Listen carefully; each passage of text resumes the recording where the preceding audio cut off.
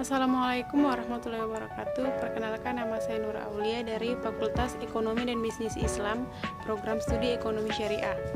Saat ini saya akan menjelaskan sedikit pemahaman saya tentang apa yang Ibu jelaskan tadi, yaitu mengenai sistem-sistem ekonomi.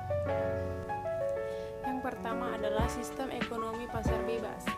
Sistem ekonomi pasar bebas adalah sistem perekonomian yang memberikan kebebasan sepenuhnya dalam segala aspek perekonomian untuk memperoleh keuntungan yang besar. Karakteristik sistem ekonomi pasar bebas: semua sumber produksi menjadi milik masyarakat, pemerintah tidak ikut campur secara langsung dalam kegiatan ekonomi, timbul persaingan dalam masyarakat, motif ekonomi untuk mencari keuntungan, barang yang dihasilkan bermutu tinggi.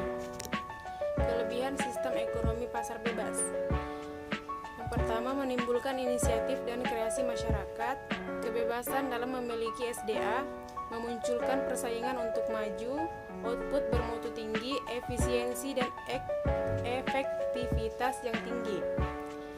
Kekurangan sistem ekonomi pasar bebas: yang pertama, kebebasan berusaha menyebabkan adanya kelompok yang sangat dominan sementara ada kelompok yang lemah. Menimbulkan monopoli yang merugikan masyarakat, menimbulkan penindasan atau eksploitasi, pemerataan pendapatan sulit terjadi. Yang kedua adalah sistem ekonomi perencanaan. Sistem ekonomi perencanaan adalah sistem di mana pemerintah sepenuhnya menentukan aspek kegiatan ekonomi yang akan dilakukan. Ciri-ciri sistem ekonomi terencana: yang pertama, semua alat dan sumber daya dikuasai oleh pemerintah, hak milik perorangan tidak diakui, perekonomian sepenuhnya diatur oleh pemerintah. Kelebihan sistem ekonomi terencana: yang pertama, pemerintah lebih mudah mengendalikan masalah-masalah ekonomi, pemerintah ikut campur dalam penentuan harga, mudah melakukan distribusi pendapatan, jarang terjadi krisis ekonomi, pasar barang dalam negeri berjalan lancar. Kekurangan sistem ekonomi terencana: yang pertama, mematikan kreativitas dan inovasi setiap individu, tidak ada kebebasan untuk memiliki sumber daya, kurang adanya variasi dalam memproduksi barang karena hanya terbatas pada ketentuan pemerintah. Yang ketiga adalah sistem ekonomi campuran. Sistem ekonomi campuran adalah sistem perekonomian yang menggabungkan sistem ekonomi pasar dan sistem ekonomi terencana.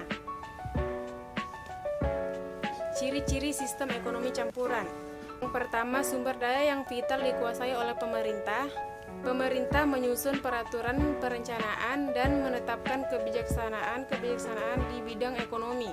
Swasta diberi kebebasan di bidang-bidang ekonomi dalam batas kebijaksanaan ekonomi yang ditetapkan pemerintah.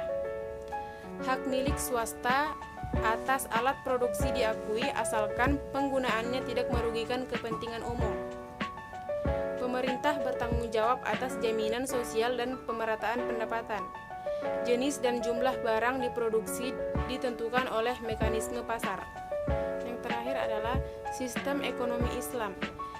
Sistem ekonomi Islam merupakan ilmu pengetahuan sosial yang mempelajari masalah-masalah ekonomi yang diilhami oleh nilai-nilai agama. Tujuan ekonomi Islam adalah mencapai kebahagiaan dunia dan akhirat falah melalui suatu tatanan kehidupan yang baik dan terhormat. Tujuan falah ekonomi Islam adalah meliputi aspek mikro dan makro, dunia dan akhirat.